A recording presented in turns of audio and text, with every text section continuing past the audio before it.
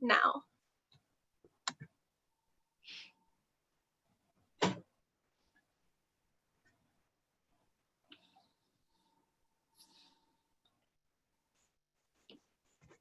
Hi, folks.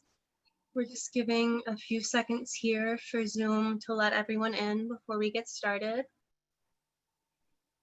If you are already logged in with us tonight, you can open your chat window and find some information about how to buy tonight's featured books. So check that out.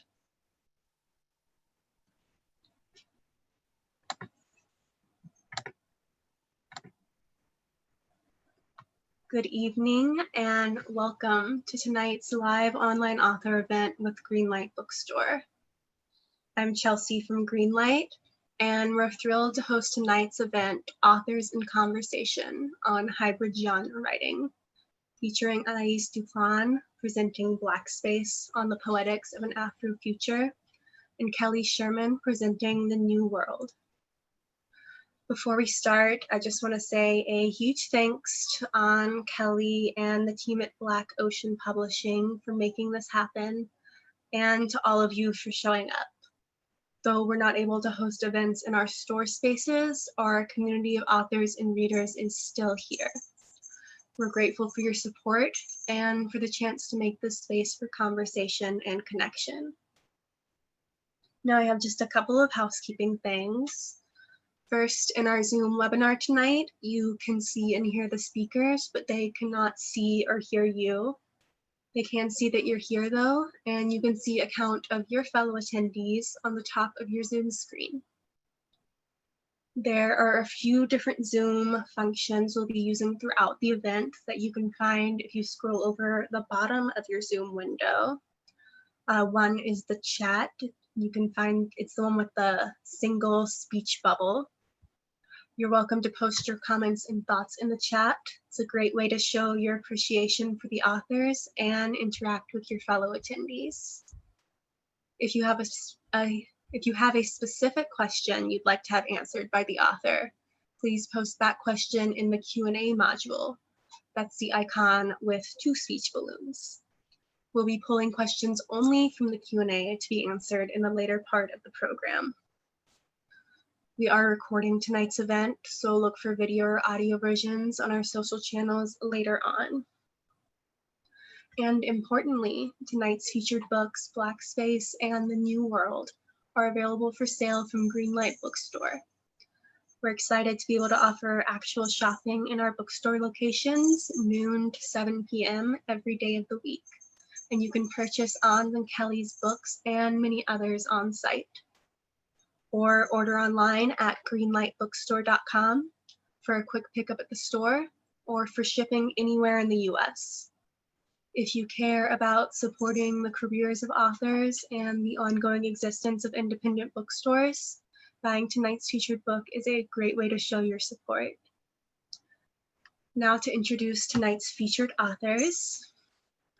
Anaïs Duplan is a trans poet, curator, and artist. He's the author previously of a full-length poetry collection, Take the Stallion, and 2 chapbooks. He's the founding curator for the Center for Afrofuturist Studies, an artist residency program for artists of color based in Iowa City. He's worked as an adjunct poetry professor at the University of Iowa, Columbia University, Sarah Lawrence, and St. Joseph's College. He's a 2017 to 2019 Joint Public Programs Fellow at the Museum of Modern Art and the Studio Museum in Harlem. His new book, Blackspace, is the culmination of 6 years of multidisciplinary research about the aesthetic strategies used by experimental artists of color since the 1960s to pursue liberatory possibility. Through a series of lyric essays, interviews, and ekphrastic poetry, Duplan deconstructs how creative people frame their relationship to the word liberation, culminating with a personal essay meditating on his own journey of gender transition while writing the book.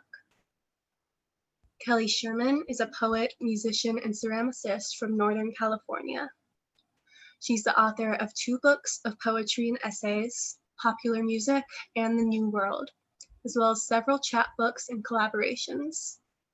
Her debut collection, Popular Music, was listed among the top poetry books of 2016 by Entropy Magazine and the Chicago Review of Books. She makes pottery as part of OMO, a collaborative craft studio she runs with her partner Jay Fisk, and has recorded music as Headband Solo, Young Family with Sam Pink, and Sung Mountains with Jay Fisk. She currently lives and teaches in Western Montana. Her new book, The New World, follows the attempts, failures, and reattempts at understanding and articulating an era of immense social upheaval, political corruption, and environmental consequence. In 5 distinct sections, the book refracts, explores, and investigates these global themes through the realm of the personal and private, asking, how do you write poems in a country like this? Anne and Kelly are each going to start us off with a reading from their books, and then they'll be talking with each other and with all of you. Anne, please take it away.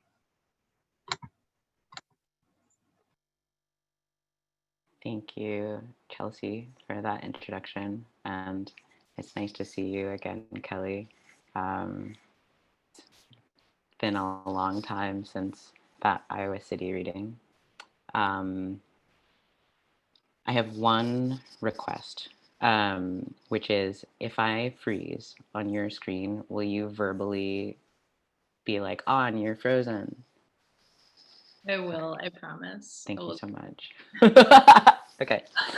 It's like my worst Zoom nightmare. Okay, so one thing I appreciated a lot about Kelly's book, The New World, as I was reading it and preparing for today, is that I feel like there's this question that runs through it about whether we need art in times of crisis. And I shared your kind of unsettled feelings about it. And it was comforting to me to kind of come into this reading with you tonight knowing that we kind of shared that feeling, and it's a feeling that I think also underlies a lot of Blackspace. So I am going to read the first part of the first essay of the book, which sort of establishes the project of the book. And then if I have time and a feeling of willingness and desire, I will read also a poem. Okay. Paradigms for Liberation. Daily I am enmeshed in a constellation of oppressions, which we could call the white supremacist capitalist patriarchy. Has my life been predestined? Can I pursue liberation? What kind of liberation can I pursue? I have discovered that when I experience what is universal in me, I may leave my individual oppressions behind. This discovery is important, and at the same time, I need a way of working towards liberation that sees me as a unique person occupying my distinct social positions as a Black, Haitian, transgender, non-binary, pansexual human being. The praxis of attaining liberation as an individual, a member of society, and as a human is incomplete if, in my methodology, I don't address each one of these nodes. So far, I've found that one of my best opportunities for liberation is in aesthetic experience. When I'm rushed by the smell of patties walking past a bakery, I'm having an aesthetic experience. Works of art can provide these moments too. Art magnifies the sensual qualities found in my daily experiences, the memories of childhood brought on by the bakery's aroma, the colors of its storefront signage, and the textures of the patty's outer shell are all things a painting might also evoke. Life is this ongoing interaction between myself and my surroundings. The basis of this interaction is my drive to satisfy desire. I want to avoid destruction and death. My environment is alternately supportive of and hostile about this goal. I fall in and out of equilibrium after a period of chaos. The return to form and order is the beginning of the aesthetic. How can art help us be free, in the words of Audre Lorde, through the chaos of knowledge? The artist tries to return to union, which she does in and through conflict. The scientist tries to return to conflict, form and order marking the end of her work. The scientist illuminates the tension between thought and matter, which the artist tries to resolve. These figures need each other. Aesthetic experience doesn't happen in a world without disequilibrium, a perfect world, nor in a world of always and only conflict. Sense is meaning. Without sense, there is no volition, motion, participation, or communication. As John Dewey writes, in art as experience, oppositions of mind and body, soul and matter, spirit and flesh, all have their origin fundamentally in fear of what life may bring forth. Art seeks this vitality. The many images and sounds that make up my experience gather sense together and at their conclusion resound in unison. And I will read a poem. The poems in the book are all responses to works by Black video artists that I was watching at Video Data Bank in Chicago and Electronic Arts Intermix in New York. And this one is a response to, I'm looking for it, a feature-length experimental film by the filmmaker Kevin Jerome Everson called Cinnamon, which is about a community of Black drag racers in rural Virginia.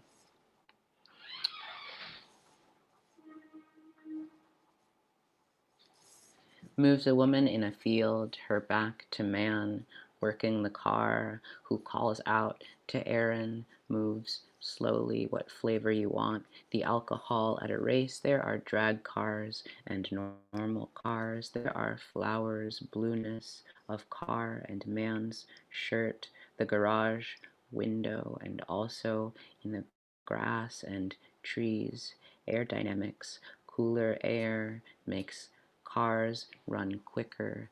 Aaron in blue taking off.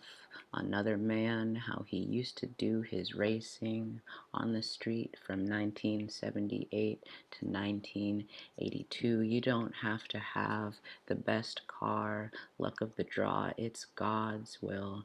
Hands, feet inside the car, about to race once she starts.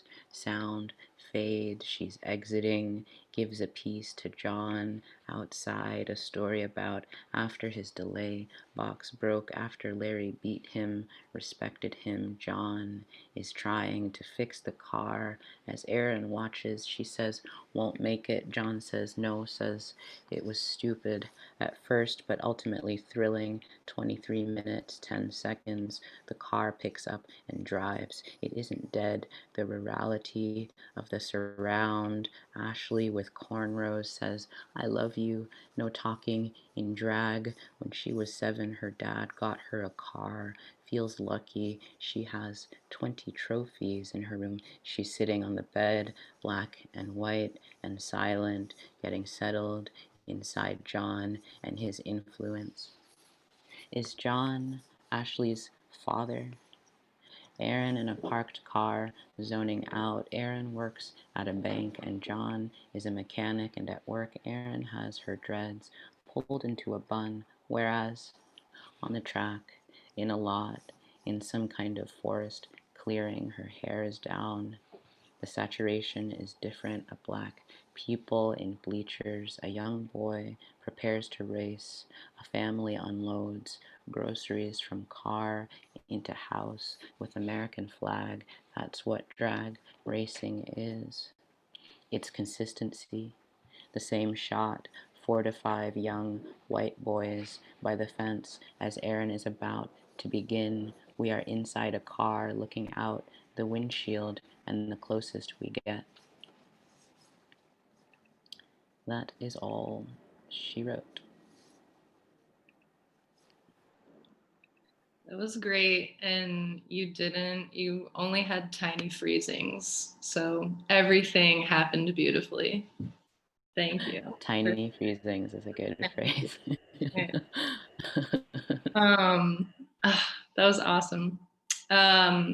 I have loved reading your book so much over the past couple weeks. And I know that when we met like more than 4 years ago, I think, like spring of 2016. So before this, like, before it all began. and you were like incubating this idea then. So I just want to say congratulations for being done so beautiful. It's such an accomplishment. And I'm so excited to be reading with you tonight. And yes, also very excited to talk about the function of art in times of crisis, as you said. And I think that's a good way to put it. Certainly has been on my mind. So I'm going to read some poems from the new book and from the section of this book called The Dreams. This is sort of the section that follows, I'd say, more of like traditional poetry form I'm used to working with. And all of them are sort of, I guess, fragmented representations of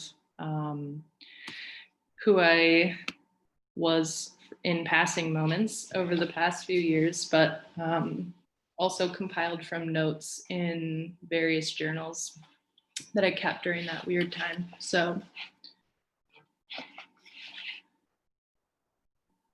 dream of taking notes. I dreamed a long hallway made of language. There was a hard white sky that backlit the fluorescent grass, and there was my body. That's what I remember. In the morning, I forget to write down where I've been. If I obliterate me in the stream, it's worse. These past few years, I've watched us slack a little from our frames, like wood left out through the seasons, held by thin nails, tiny death lessons. Where's my thing to say? In my dream, the world collapses into the season. I noticed the shaking of leaves in wind and drove with blue thoughts down empty roads luxuriously, growing larger, like vapor, never repeating myself. Some nights I cry, thinking I've used my softness up with so much time to go. What stops me from being me again?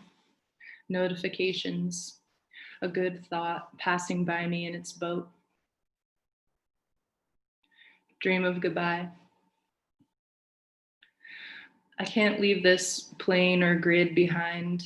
Mind hangs up like silk scarf in winter bush, photogenic. I dreamed I gave up trying to say anything real in a poem. Fragmentation is what's real. I mentioned this at breakfast when you slid coffee into a thermos for me, frowned at that word. Leaving is real. When you pull up for gas in Eastern WA and your dog whines and licks, a cold wind sweeping through abandoned orchards, I was waving goodbye, West Coast, fruitful and starving, to unshelve your clay ranges and sink into the ocean at last.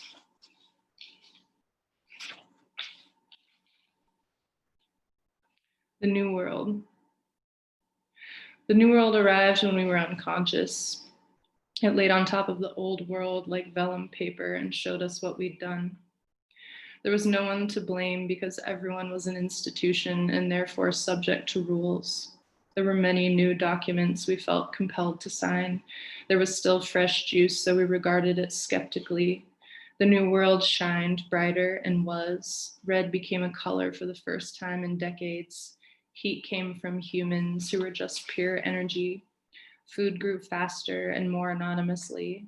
Eventually, the new world split itself between ideology and action. It made new images and reproduced them. Many of these images were of a much newer world we hadn't gotten to yet.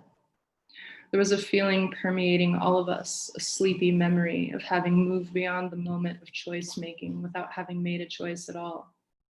The New World, for example, was not a singular decision. It was an adjacent performance, long and slow, still. I watched it sometimes when there was nothing else on, something to clean the house or prepare food with. Otherwise, it was just me, and how quiet it got then.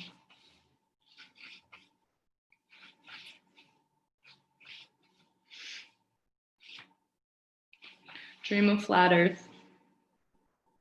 A poem about chimes is a body entering itself. Information is what the earth gives me, naked in the national forest, hearing bells in the trees. At the web video building, they're arriving, screaming, somebody see me. Their charts about carbon. God digs deep holes in my brain. I pretend to be interested in creation myths when they come up in conversation. Really, I'm thinking of an expensive lifestyle, like being a painter, or wanting to remember what the afternoons felt like on this iteration of the planet, with all the crosswalks raised and our memories being replaced by more famous moods. But I was born. I was a child, and then a kind of sensate impermanence, and then this blue, blushing sunset midnight forever, hear me. I do know the way it works. Language stands closest to the mind's exit and waits for a reason to slip out. Like you, it doesn't want to do anything. And like you, it is so desperate to be tested.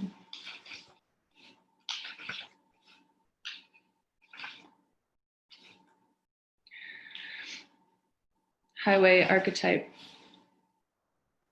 I keep thinking of writing about what freeways meant to the folk singers. The truth is, I just don't know. To what extent should I be stopped? These are the thoughts of our world, and they are also mine. There are only so many words, so many impulses. There's the highway impulse and the archetype it reduces to. There's a corn moon rising yellow over the green sand. I keep thinking, I love poetry and algebra, and they are opposites, one shrinking the other uselessly, the universe and what needs to name it. Time bends, and I don't know how. It arcs toward a room service kind of country where all you do is ride. I'm thinking of a big new road that isn't new anymore, that anyone can walk along if they're brave enough. Though I don't really mean walk, though maybe I would have once.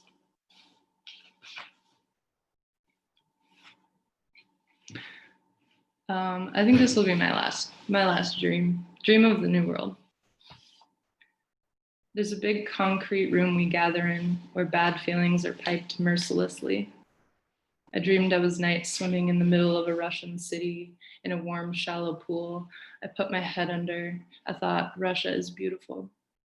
Later, I returned to the type of wet garden fantasy typical of my socioeconomic status. I dreamed my dreams would cleanse me of what I wanted to convince others I already had. A working knowledge of how war is yin yang and how to stay full from sample-sized portions of pasta salads at corporate health food stores. The sky at night here in California is a kind of dead ombre, and I went out under it. I got so high, I wrote a book about walking because I think we've forgotten how to do it. I really think we have.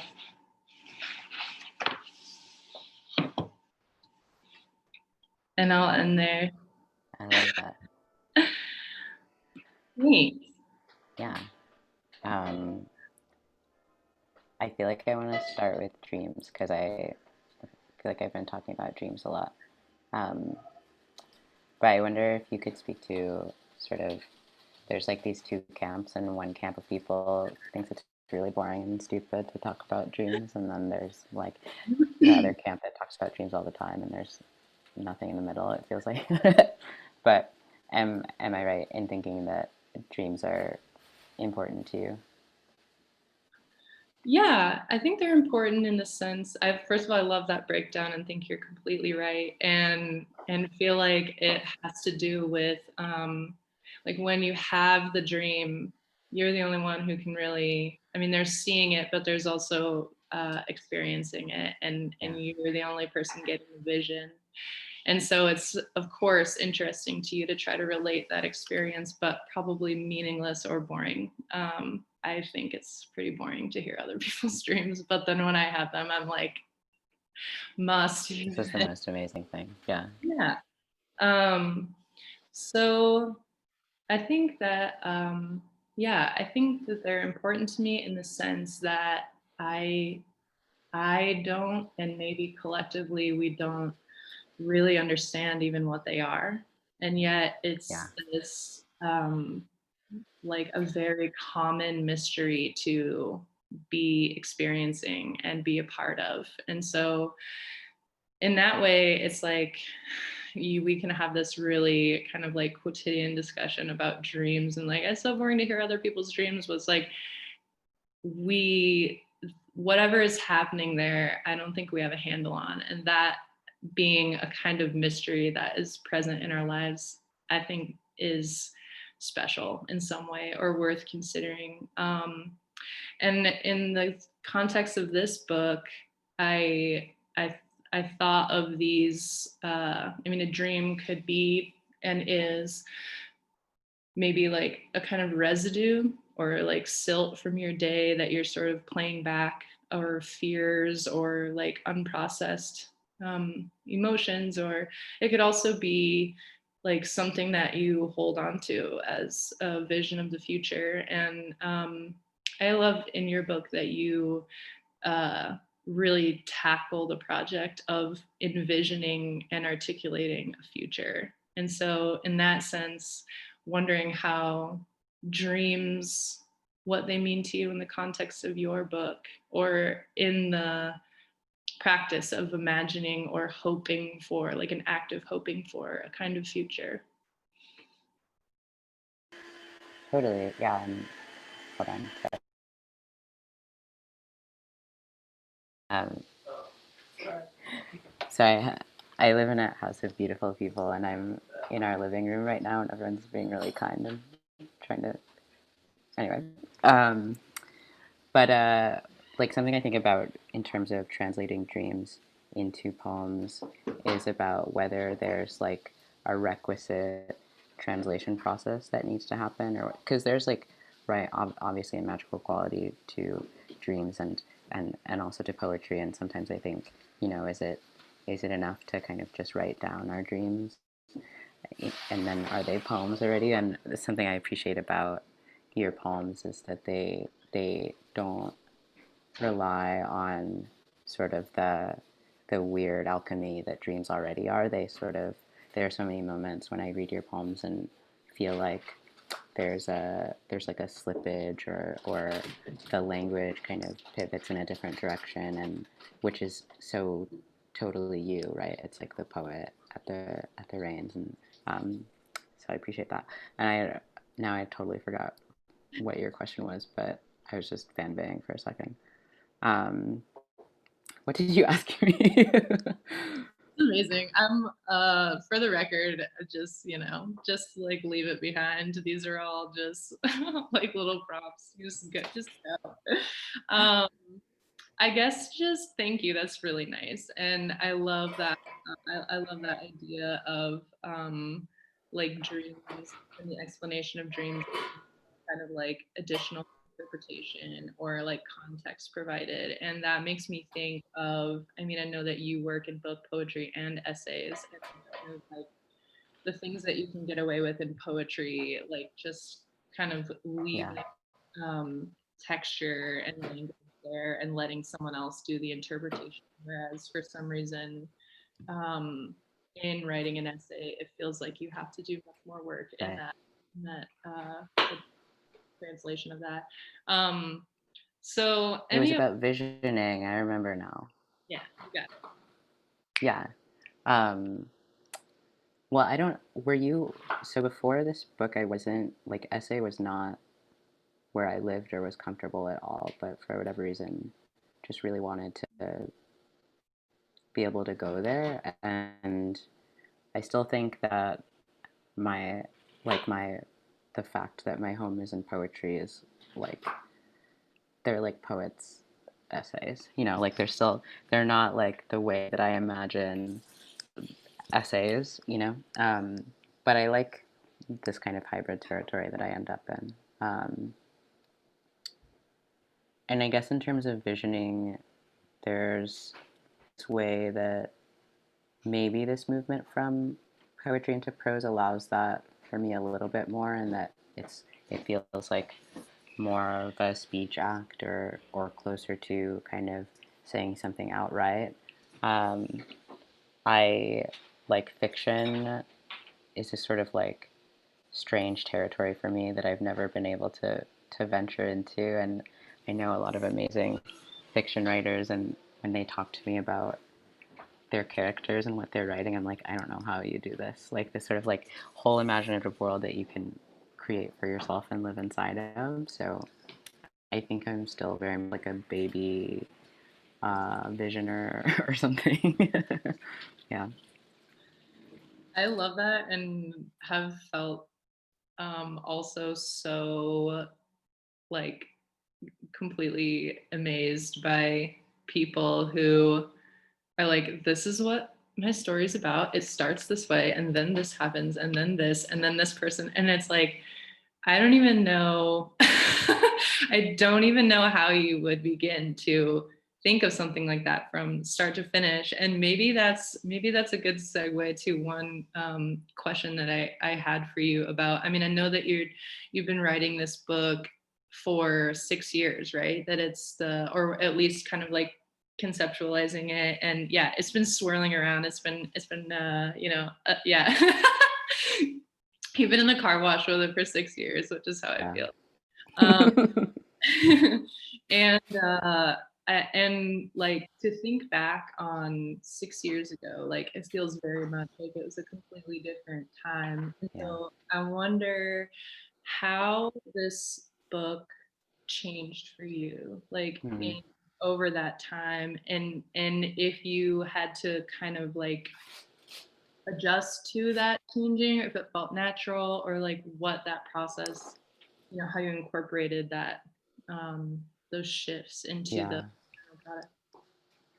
It definitely changed, and nor did I think that I would be working on it for 6 years. Like when I think about it, I'm like, how is that possible? Like, um, yeah, but, and in part because, like the way that it started was just as an idea to Jonica, and he was like, cool, let's do it, and sort of have him kind of like talk me through this project for 6 years is like, I don't know, that guy's weird. He's awesome. Like, that's so crazy. Um, but I think like 3 years in, about halfway through, it was not at all what I thought was going to happen. And that was really stressful because I wasn't sure how I was going to get back to where I needed to be, or if that was important at all. Um, and then just as I kept going, not through any sort of intention on my part, but I ended up actually really close to where I wanted to go. And so now I have this like weird interest in like detours that are like necessary detours or something like that. Like, But yeah, what were some of the detours the that, detours. what if you want to, just do a little behind the scenes for us, like how? Well, it was always a question of like, how much is the book going to be about me, and how much is it going to be about other people, And even before this, I felt like when I would do readings that like it would make just as much sense to read someone else's book as it would to read mine, and that's like just in part because like I'm also an arts administrator, and so I spend a lot of time working with people on their work and talking about their work, which I love doing. But so one of the detours was like the very last chapter was this really long interview with a musician who, like, it was sort of like, I don't know if this is how you use this word, but like the capstone of the book. It was just like an important part. And right before we went to print, she decided that she didn't want it to go to print, and I needed to write a whole new chapter for the book. And I'm glad that I had to, because that chapter became very personal, and it sort of rooted the book in my own transformation over the course of those 6 years, which I think the book needed. Like now I read it and I'm like, it needed that. But that was one such turn. I think also like the poems, like I'm interested like how you structured your book, because I wasn't sure that I wanted poems to be in this book at all. I kind of really wanted it to be like, this is where I do something different, but found that I just really wanted them also to be there. So I don't know. How did you? This is about hybrid genres, so Yeah. we should. Focus. Focus. Yeah, I have the same. I have a really similar relationship with the book, and I guess so. I think like I started well, the whole, I guess, thing that I was thinking around and what I write about in the book, to return to something that we both mentioned earlier, is like questioning, experiencing a crisis, like political crisis and personal crisis, and having, being a writer, having that first impulse to sort of like take notes on that crisis, and then immediately after that feeling just like the utter futility of doing that, or of what that role even means. And so so for a while I was sort of just taking notes, compiling them into these super fragmented poems that became like the middle section of the book that I just read from. But then I think the necessity for other mediums to come in, like essay and more like prose poems, and then even shorter poems, it was sort of like ways of getting to the, I guess, like kind of bedrock feeling of the book, which was just a total ungrounding. And so I guess to me also feeling that I feel that impulse of wanting there to be, wanting everything to kind of like shake off all traditional forms that I've been comfortable with. But then also I feel like situating them in the middle was a sort of balance point for me to also incorporate other states that I felt comfortable being in or working in. But yeah, it's like it was it was weird. I did not write it in order. Um, and I feel like I would finish a section and then feel kind of like I didn't say what I wanted to say. And so then try to expand or rotate into some other different form, like an essay, or the section that's called The New World is just these like block paragraphs basically, that tell like a really loose, scattery narrative. And so I guess in the sense that this book is like a record of that experience of a great ungrounding and sort of like detaching from the planet in a lot of ways, and sort of finding myself in whatever like kind of sphere we're all in now. I thought that including all of those different attempts felt like a honest way to, make a record of that.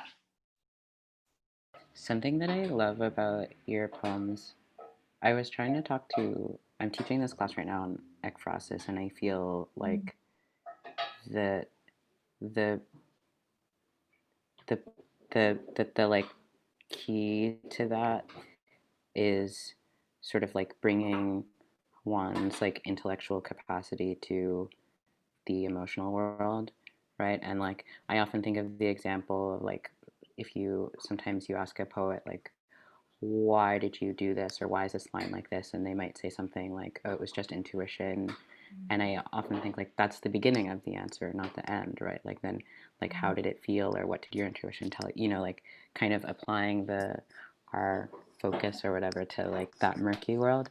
And I think that you do that so amazingly. And just even thinking about poems that sort of track, you know, like your partner came home and you were crying and then you went outside and then you describe kind of melting into I don't know, there's just such a rich emotional world in the poems that I so appreciate.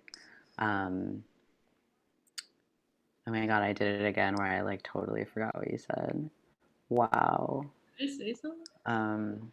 Did I speak? But I guess something I was gonna ask you is like, uh, do you feel there was this line, the new world split itself between ideology and action, and it felt like that moment having read the like first essay that like that line was doing like similar work or was like interested in what the essay was interested in but doing it very differently.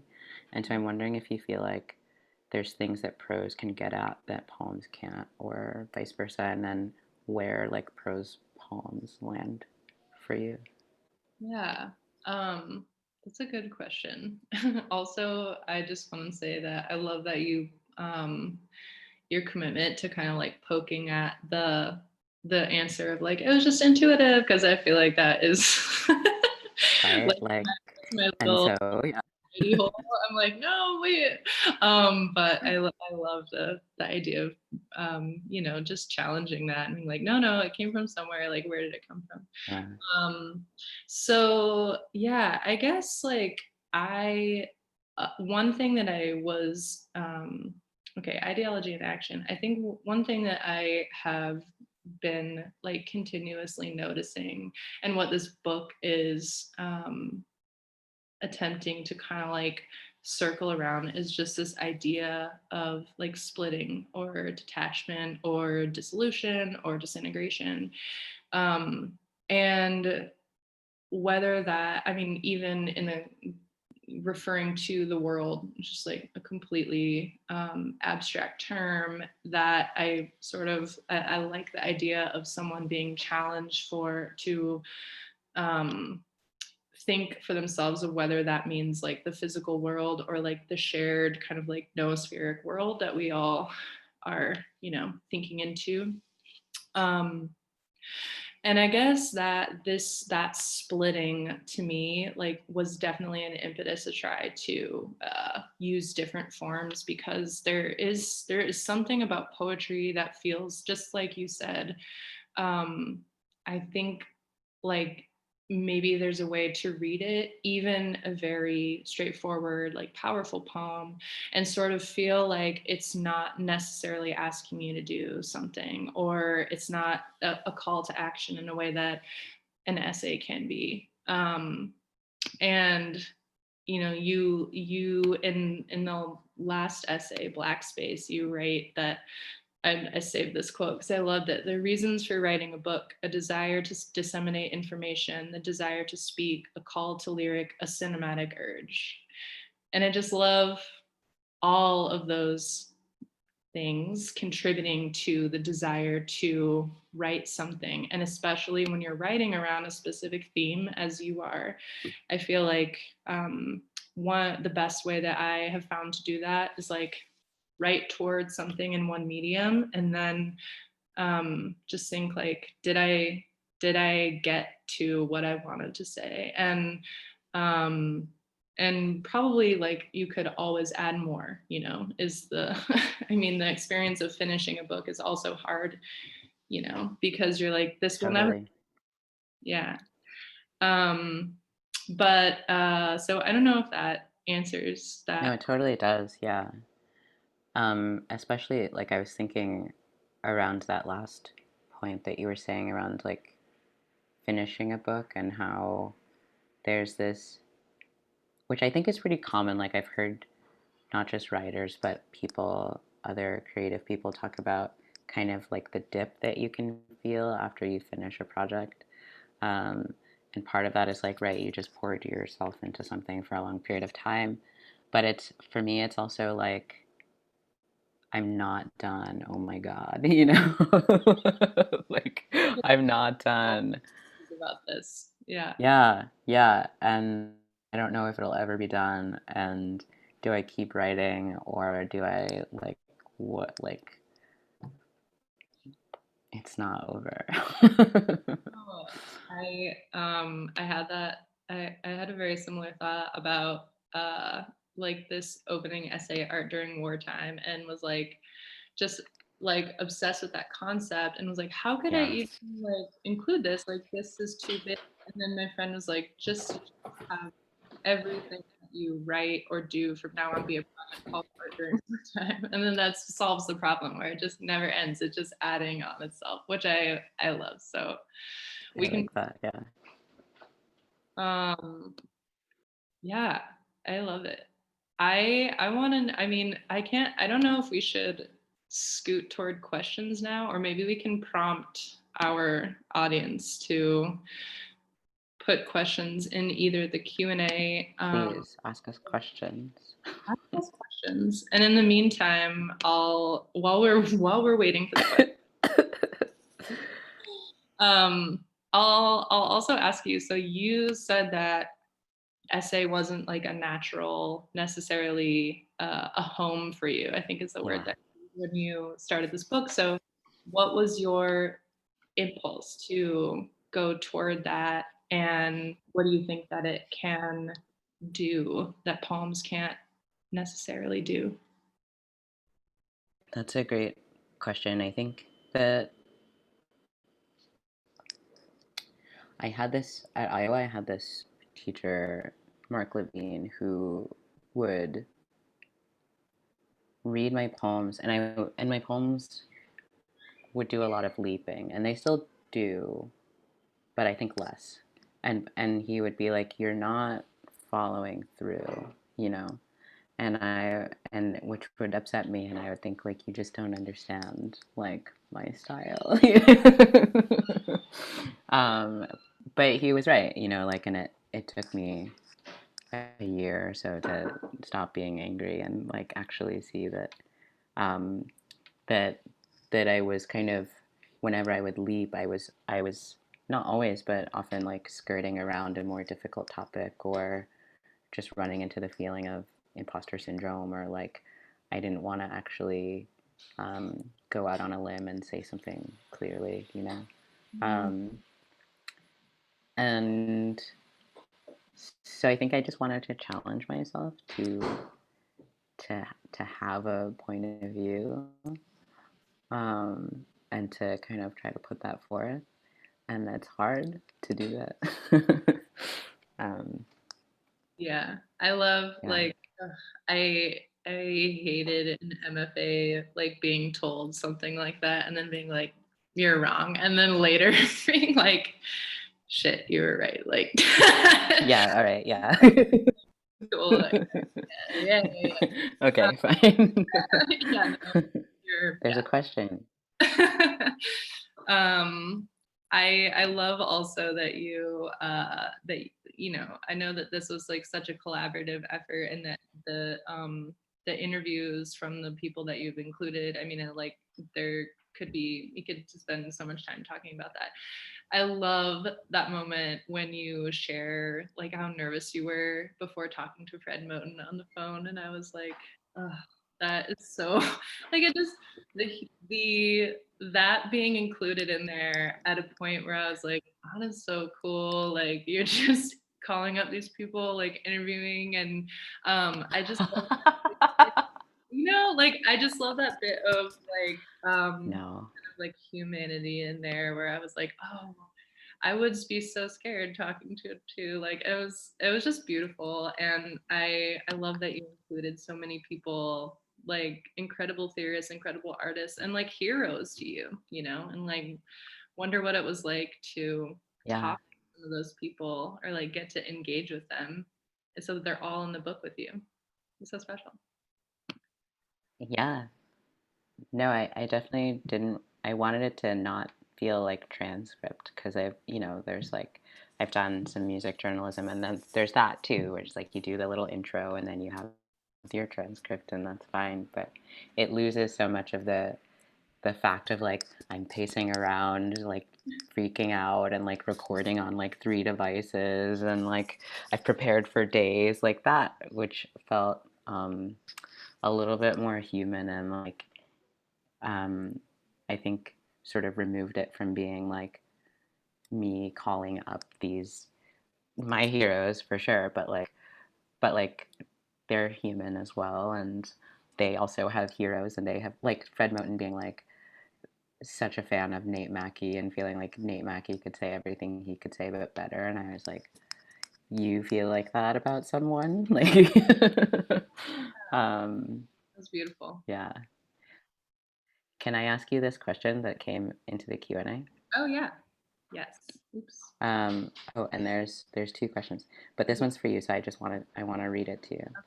It's from Julia Dunn. Kelly, I see a lot of similarities between your poetry, particularly popular music, and that of Leslie Scalapino, who has influenced a lot of my own experimental poetic voice. How did you arrive at your own current poetic voice? Who or what has influenced you most strongly? Thank you. That's such a nice question. I think that as far as arriving at my own voice, I think that reading, well, I think I'm like still kind of figuring it out, or that it changes constantly as I change. But I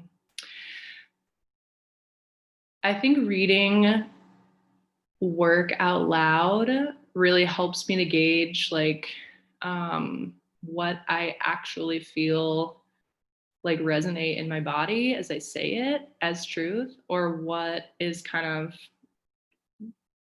like, oh, that was sort of just like glanced in, like that doesn't really belong to me, or that was maybe something that I was trying on, which is something that can, happen if you like read and write poems.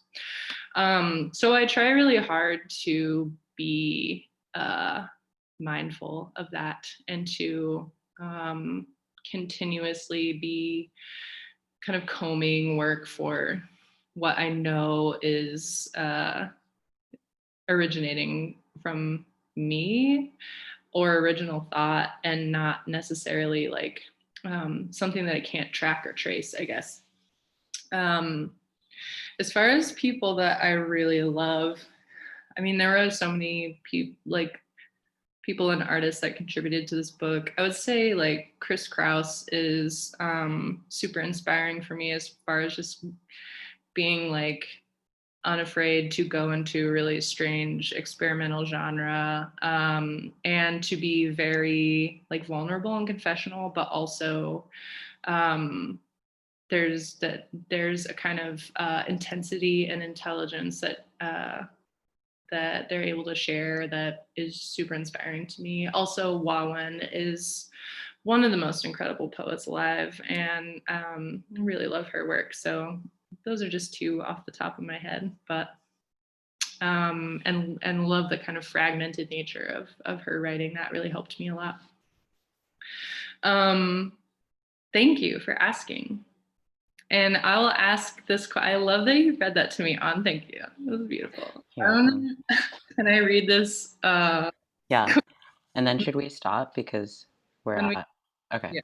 And then Chelsea can just cut in and tell us to leave. Yeah. Okay. So, all right. Thank you both so much for your time tonight, for sharing so much about your processes. This is from Lisa. My question is for An. Can you talk about the cover image for Blackspace? I can do it.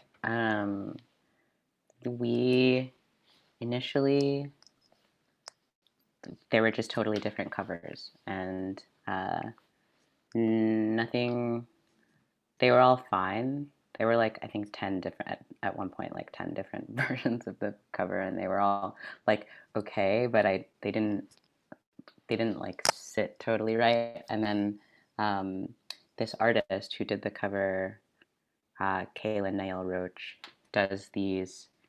I actually highly recommend people check him out, and maybe I can write his name in the chat, but it's also on the book. He does these sort of obstructed family portraits. All the work that he does is kind of messing with his own personal archive and his family's archive. And I just find them really beautiful, and in particular the cover image, the way that it feels. Someone pointed out today, like you can see kind of the facial features if you look really closely, but it sort of becomes this really personal and yet generic kind of picture that everyone recognizes, right? Like sort of like a school picture, or like this kind of like quintessential portrait picture, but that you could sort of like drop any face onto. And there was just something really beautiful to me about that. So that's that. Yeah.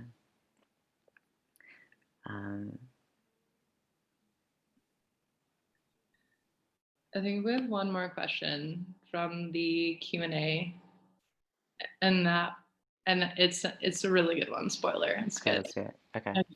Okay, so this is from Franny Alani.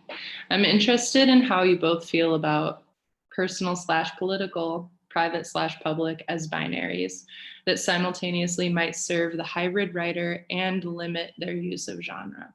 Whoa, that is a really good question.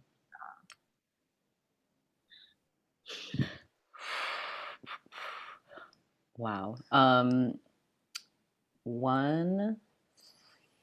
Wow. Okay. I have so many thoughts at the same time. Okay, one thought is there's this dancer, Ralph Lemon, who incorporates a lot of like, how to say, like not dancerly movements into his, like the way that people walk, or kind of a common kind of dance or something. Like he looks around the world and sort of picks up movement and then brings that into the world of dance. And there's a writer, Doria E. Charleston, who calls that choreographic transference. And I think it's such a beautiful idea, and in a lot of ways writers do that with like picking up pieces of conversation, or just the simple act of observation and then writing about that. And I think about that as a sort of bridge between the individual and the collective, or the personal and the private, where something that's out in the common area that's up for grabs or public is taken by someone and brought into a more personal realm. I actually think it's helpful to have them not as binaries, but maybe on like opposite ends of a spectrum, but then to think about being able to like travel along the spectrum. To me, that's more helpful than collapsing them. But I'm curious what you think, Kelly. Yeah. I love that choreographic transference. Is that, oh my God, that's really, yeah. Yeah, I think that this is a time when like it very much feels like those categories are sort of dissolving, and that we are at a unique moment where we can sort of I guess like take inventory of what it is that's actually useful to us, as far as you know, the words that we use to denote categories and to sort of say like, this is really becoming like the same thing, or as you say, like points on a spectrum and not like boxes that have their own sort of like shape and place. And you can think of like the personal and public, I think was one. I mean, in every way we are coming to a point where our personal lives are sort of made public via these tools of communication that we all use, and sort of inversion of that privacy toward the public sphere for a political or personal means is, I think, really helpful and informative in thinking about how, as you said, those things aren't maybe necessarily distinct, but parts of a greater spectrum of action. And as far as hybrid writing, I don't know if I feel sure how to think of those supposedly opposing categories that you mentioned as being either a hindrance or something that could motivate hybrid writing. But I do think that there's something about feeling the freedom to write in whatever genre feels authentic to like getting at the pit of what you're wanting to say. Within that space of understanding that we are in this, you know, I guess a spectrum kind of world now. And so in the sense that we can dissolve the categories of formally opposed things like public or private, I think we could also make a good argument for kind of dissolving the borders between poetry and essay. And I think that's happening in a really exciting way with a lot of writers and with a lot of books. And I think your book is such a great example of this. It brings in so much, and every piece felt so distinctly like you were writing in service of it being its own autonomous thing. And that was really exciting to read. So I just recommend everyone buy An's book. Buy Kelly's book. Buy both books, you better do it. Yeah.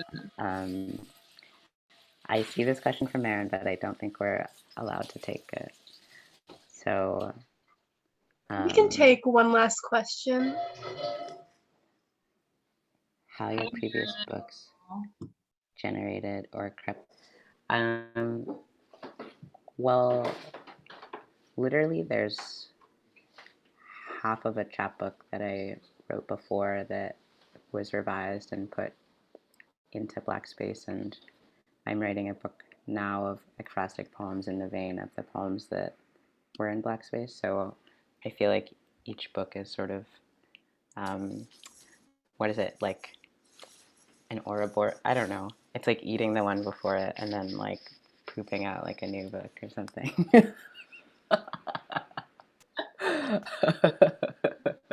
Yes.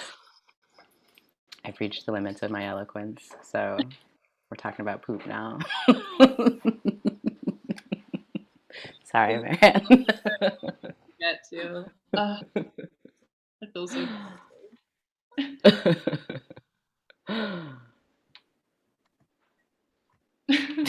On that note,